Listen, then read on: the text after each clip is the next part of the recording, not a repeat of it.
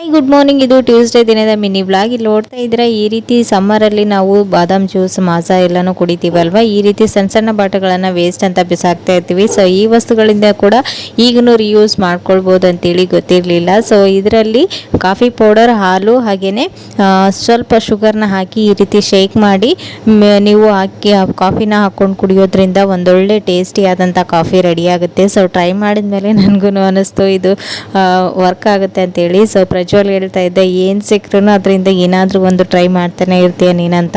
So ಪರ್ಫೆಕ್ಟಾಗಿ ಬಂದಿತ್ತು. So ನೀವು ಕೂಡ ಈ ರೀತಿ ಟ್ರೈ ಮಾಡ್ಬೋದು. ಈ ರೀತಿಯೇ ಹಲವಾರು ಟಿಪ್ಸ್ಗಳನ್ನು ನಾನು ನನ್ನ ಒಂದು ಆಲ್ ಇನ್ ಒನ್ ಟಿಪ್ಸ್ ಚಾನಲಲ್ಲಿ ಹಾಕಿದ್ದೀನಿ, ನೀವು ಬೇಕಂದರೆ ಹೋಗಿ ಚೆಕ್ ಮಾಡ್ಕೊಳ್ಬೋದು. ಸೊ ನನಗಂತೂ ಇವತ್ತು ತುಂಬ ಸ್ಪೆಷಲ್ ಡೇ ಅಂತಲೇ ಹೇಳ್ಬೋದು. ಯಾಕಂದರೆ ಯೂಟ್ಯೂಬ್ ಚಾನಲ್ ಮಾಡೋರಿಗೆ ಡಾಟಾ ತುಂಬಾ ಇಂಪಾರ್ಟೆಂಟ್, ವರ್ಕ್ ಫ್ರಮ್ ಹೋಮ್ ಮಾಡೋರ್ಗು ಕೂಡ.